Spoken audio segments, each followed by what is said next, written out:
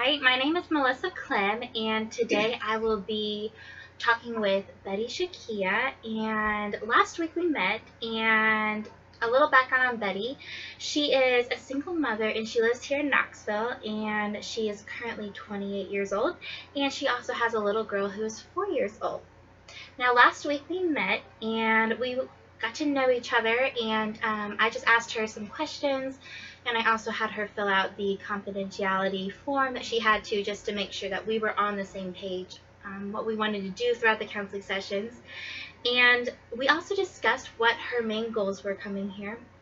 And throughout the session, we discovered that one of her main goals that she wants to help with, and she wants my help with, is learning how to deal with brokenness and learning how specifically to deal with the feelings of abandonment, which we uncovered that she felt some abandonment in her childhood, but also with a recent tragedy that happened with her husband leaving her this past year. And so she just wanted to learn how to deal with loneliness, especially in the evening hours, and also just learning how to deal, like I said, with that abandonment.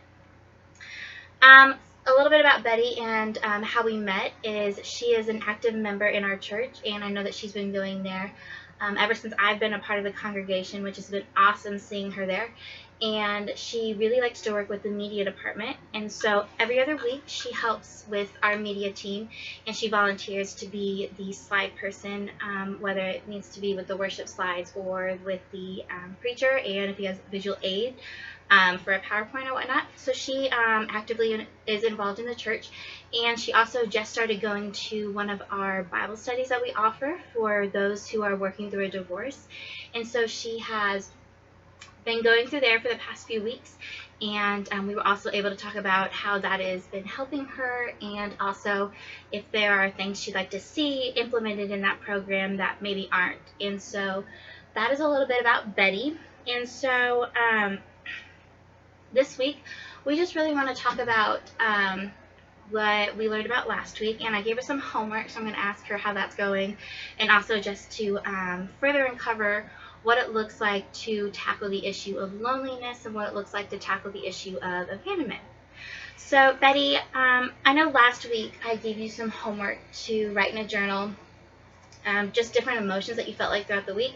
So, how did that go with you? Or first, let me ask, did you do the homework?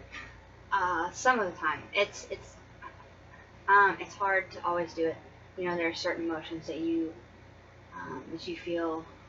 So I guess like when I get angry or when I get really upset, I don't want to write in a journal because I'm mad, and it's one of those things. It's probably in those moments that I need to the most, but it just I felt. Well, I was mad, and so I was like, well, this is stupid. I don't want to do this. I don't need this. Yes. And those sort of things. So sometimes probably not when I need to. Okay. So this week, did you experience a lot of anger? And if you did experience anger, what moments were reoccurring times that you did feel that anger arouse? Um,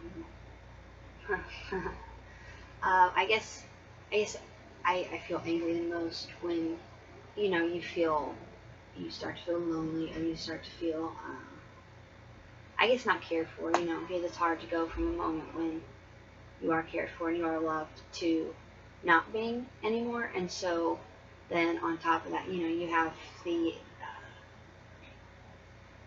issues of having to take care of other people. It's not just taking care of myself. You have your responsibilities, between work and all the other things you have to do. And so I guess I get most angry when I feel overwhelmed, and all I want is someone to take care of me and to love me. And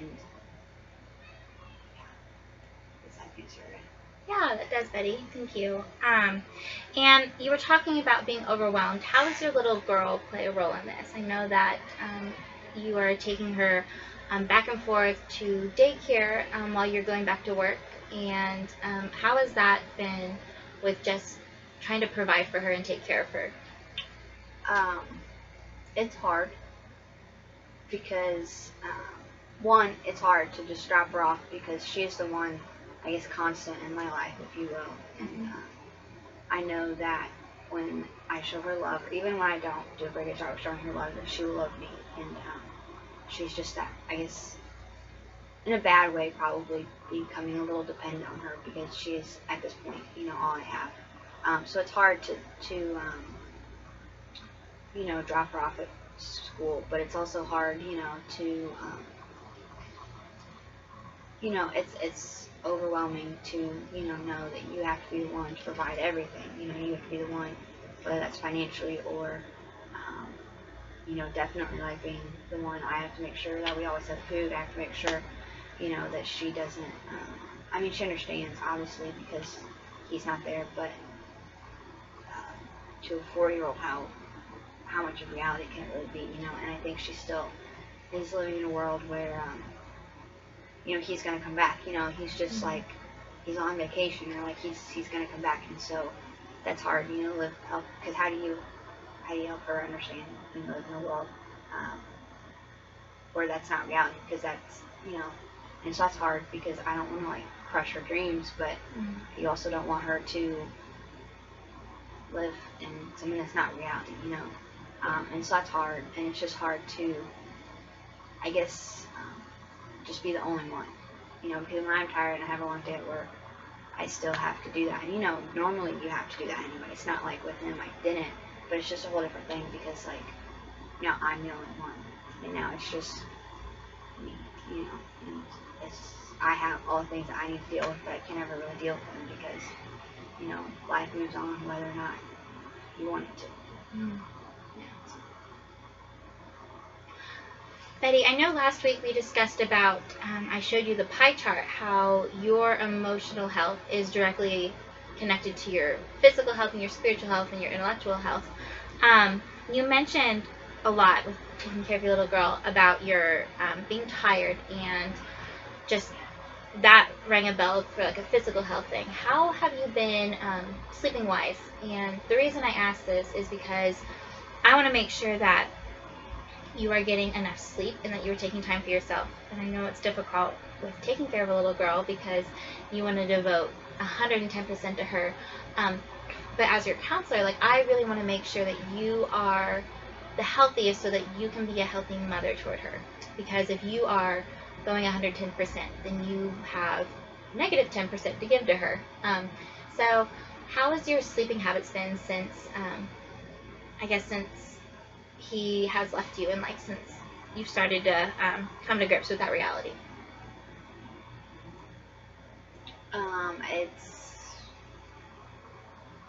I guess it's hard to sleep. You don't ever really sleep when you're supposed to sleep, and you're tired and want to sleep when you can't.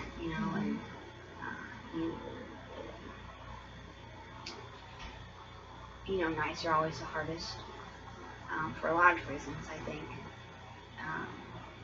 So, I guess that's when you think about things the most. That's when, when you're trying to sleep and your mind races and you think of all the things you could have done and all the things you should have done, and wonder which one it was or what it was. Yeah. Or, I guess just at that moment, everything feels big. Whether it is or not, it's hard to decipher, but everything feels like it's a big deal. Everything is, I guess everything hurts more, because I guess that's when life is the most reality, because I can go to work, and that's the same. And, you have those days where you go to work and it's like you're gonna go back and it's gonna be normal, and it's not. So nights are the hardest, because that's, I guess, the most slap in the face of not being there. So what do you like to do for yourself? What type of things do you do to take care of yourself? And not what you do to take care of your little girl or things at your work, but what are things that you do to take time out of the day or out of the week to take care of yourself? Whether that be painting your nails or going and getting a pedicure or shopping for a cute new fall outfit. Like, what things practically do you do to take care of yourself? Or is there anything that you do to take care of yourself? Well, I think the first thing to go is what you do for yourself, because it's not, I guess I've always been someone, it's not about me, and which is good and bad. And so when something happens and something, you know, traumatic and changes your entire life, the first thing that I always do is take care of everyone else. You know, because then you don't have to,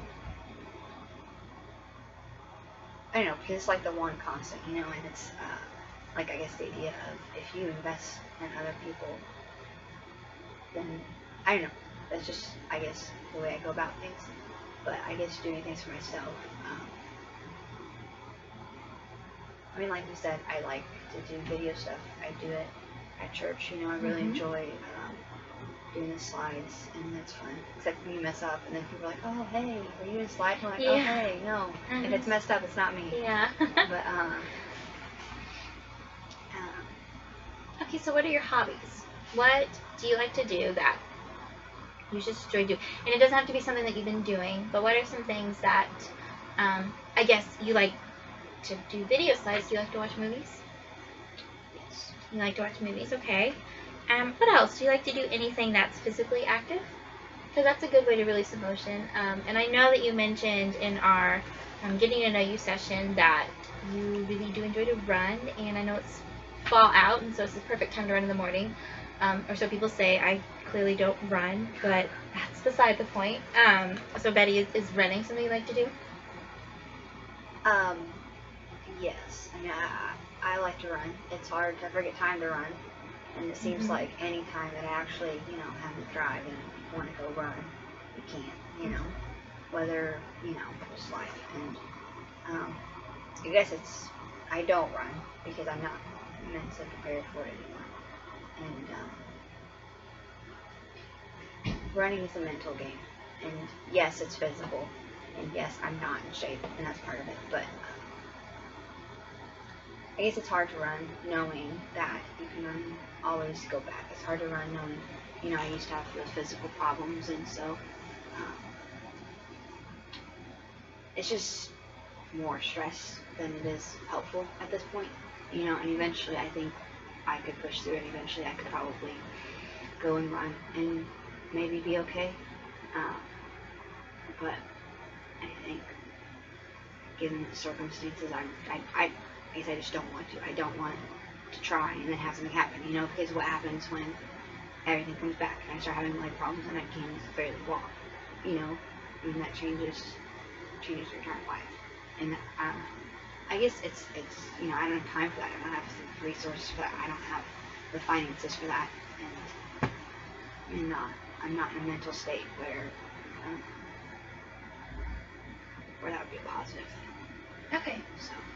And yeah, we want to focus on things that are going to help you, not hurt you. So running, obviously, right now I think would add more stress to your plate. So do you like getting your nails done or paying them yourself or going and getting them done? Not really. I No? like to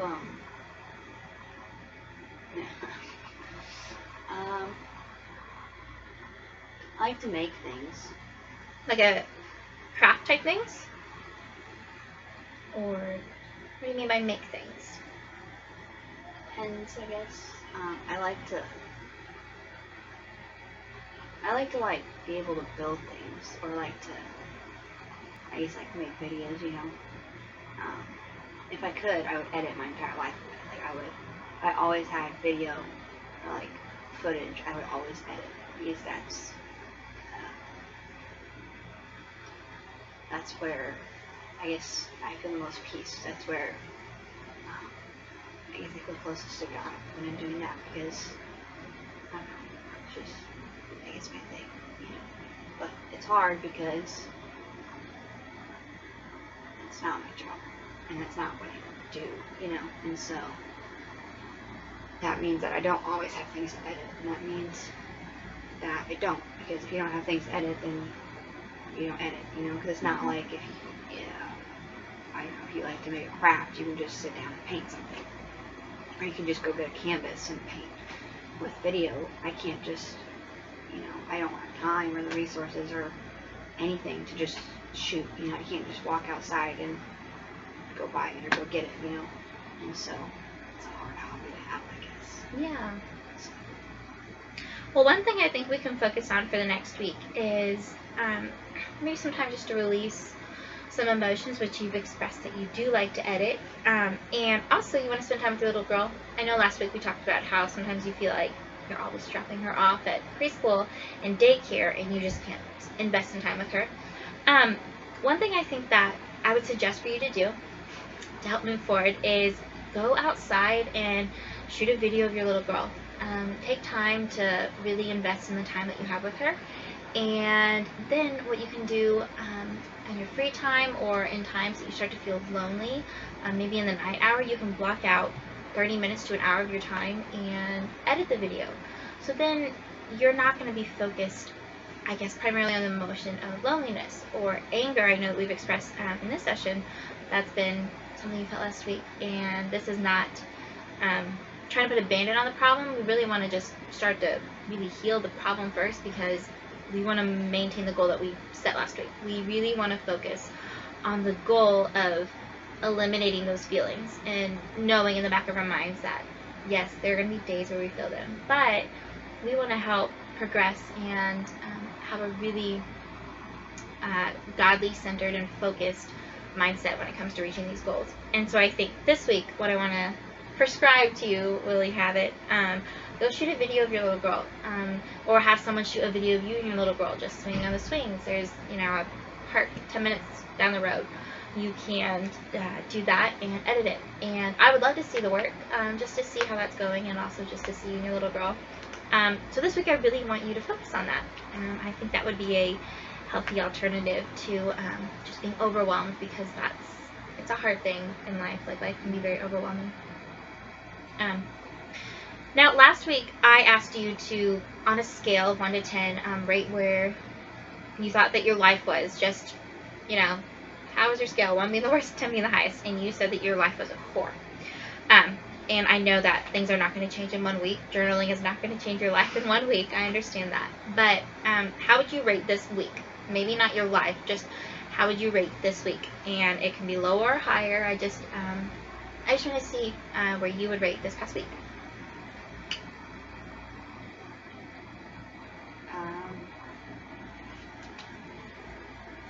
I guess probably a 4 still. Wasn't A 4? Okay. better, I guess, but it wasn't. It wasn't any worse. Okay. No, that's good. I'm glad to hear that it didn't get worse. That's always a plus. And I think that if we continue maybe with this video project, and also I want you to continue with your journaling, writing down emotions, and even if you don't want to elaborate on the emotion, just be like, breakfast, I was angry, she wasn't eating her cereal, and I spilled the milk everywhere. Whatever it is, like, write it down, because then we can really dissect the emotions that you were feeling and just be like, okay, why were you feeling anger this morning? Or why at noon did you feel loneliness? Like, just to uncover that. And so, now, what are ways that you think in your life that you can overcome, I guess, the feeling of loneliness specifically? What do you think that you can do, like this next week or today even, to overcome that, or just to begin to overcome that? Like, I guess the first question would be, do you feel empowered yourself to do this, or do you feel like this is something that is completely out of your control? And you can be 100% honest, because honesty is the one thing that will help really start the healing process, because we can't sugarcoat things and expect them to get better from there. Well,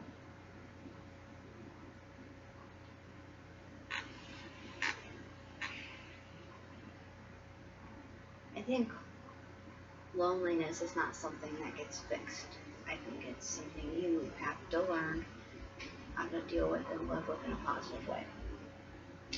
And so there will be days where maybe I can do it, but that's not the point, I don't think. I think the point is learning is to let God be the solution, I guess, in a way. The other thing, loneliness comes because I am single now, and because of that situation. And And I don't think that, I mean, that won't change as long as and that's okay. And it's not about, because I think even you can be in a good place and feel lonely, and that's not bad. It's, I think, getting to a better place than I am now. Because then the loneliness isn't as dark, as not as overtaking, I guess, and it's, you can deal with it and you can live with it, and I think that's where I need to be. Okay. That's really good. Okay, so just kind of a recap. We want to really focus on continuing the journals and also make a video this week. Have fun. Go make a leaf pile. It's fall. It's beautiful. We're in Knoxville, so go and do that. Have fun with that. So Betty, I want to, like we expressed the past week, we want to close in prayer and just, have what God wants us to hear, and like whatever we hear, that we can walk out of here and we can really apply it and really start to move forward. And on our bad days, that God can just give us an extra tight hug, or that He can send someone to do that. So let's pray, and then I will meet with you next week at the same time. If that works for you, and look forward to that. Okay? Okay. Dear God, I just want to thank you for our time that we had together. And God, I just lift up Betty, and I just want to thank you so much for her willingness to come here and seek your help. God, we just want to thank you for being faithful and constant, and for meeting us right where we are, for not wanting us to put on our nice Sunday dress and our makeup and our smile. You want us just as we are. And so I just thank you and praise you that you accept us with all of our brokenness and all of our hurt and frustration and loneliness and anger, and that you just hold us right where we are. And so God, this week I pray that you will be with Betty, and that you will just comfort her, and that you will comfort her as she is working with her little girl, and that you will allow them to experience so much joy when they're shooting their video together. And that, God, I just pray that you will have a deliverance this week, and that you will just encourage Betty, that she will be very encouraged by you, by other people, especially in her small group, or just by your word, God. And I just pray that she can have an awesome week this week, and that she can just see your hand working throughout her life. And we just praise you so much for being such a good God and a faithful God. And we love you so very much. And it's in your precious and holy name we pray. Amen. Okay, see you next week, Betty.